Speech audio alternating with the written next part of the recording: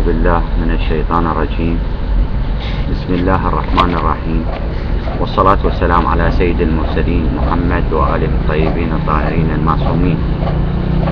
أما بعد، فقد ذكرت في المقطع الأول من المحاضرة الأولى من سلسلة محاضرات التغيير الباطني أنه لو أبدى إنسان ما رغبته في التغيير الحقيقي الباطني يجب عليه اتباع الشريعة الإلهية وطاعة الله طاعة حقيقية مخلصا له في الدين، وتبدأ تلك الطاعة بترك المعاصي والذنوب وتطهير النفس من كافة الرذائل مثل الكذب، الغش، الغيبة، النميمة، النفاق، الدجل، الأنانية، البخل، الجبن، الكسل، الخيانة، المراءة، العجب بالنفس والتكبر إلى آخره، والابتعاد عن كافة الذنوب كبيرها وصغيرها كالقتل والزنا والسرقة والنظر إلى المحارم وسماع الغناء واللهو من القول.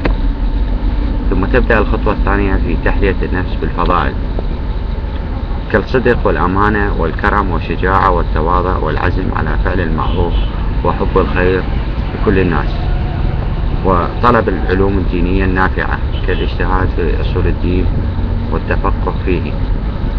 وعمدت إلى ذكر التحلي بالفضائل بعد التخلي عن الرذائل، لأنه لا ينفع العطر جسد الإنسان إذا كانت رائحته نتنة، فيجب غسل الجسد أولا ثم التعطر كما هو معروف لدى العقلاء.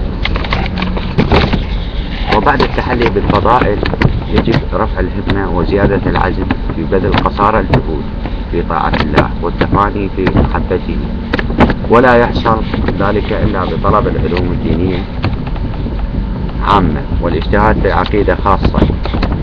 لو اطلعت عزيزي المشاهد على جميع الرسائل العملية للمجتهدين لوجدت في بداية كل رسالة أنه يجب على المكلف الاجتهاد في أصول الدين، وهذا الاجتهاد هو واجب عيني وليس واجبا كفائيا كما يتوهم البعض. ومعنى ذلك يتعين على كل إنسان بلغ سن التكليف الشرعي أن يجتهد في عقيدته، ولا يجزيه أن يكون مقلدا إلا في فروع دينه. أما الواجب الكفائي فهو أن يتصدى فرد أو مجموعة من الأشخاص في الاجتهاد لمعرفة فروع الدين، وعلى المكلفين أن يقلدوا من هو أعلمهم وأتقاهم وأخلصهم لله سبحانه وتعالى. فلا يكفي العلم دون التقوى والإخلاص.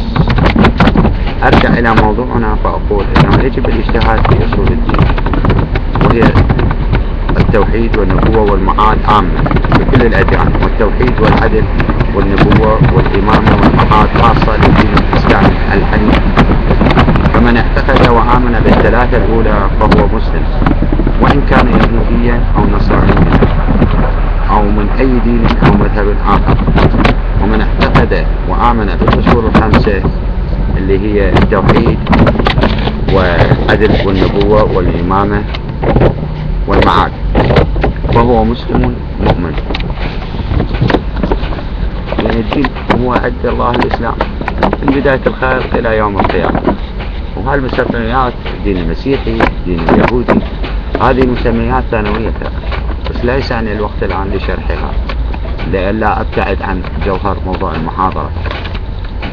وفي هذه النقطة أتوقف قليلا لكي أذكر نكتة علمية هامة لعلها غابت عن أذهان كثير من الناس عامة ومن طلبة العلوم خاصة، وهي أن الدين عند الله سبحانه هو الإسلام منذ بداية الخلق إلى يوم القيامة. أما هذه الأسماء كما قلت الدين المسيحي أو الدين اليهودي هي مسميات ثانوية لا يسع الوقت في شرحها حاليا لكي لا أبتعد عن جوهر موضوع المحاضرة. ومن لديه أي سؤال أو تعليق فليذكره من التعليقات على هذا الفيديو وسأجيب عنه إن شاء الله وبحوله وقوته.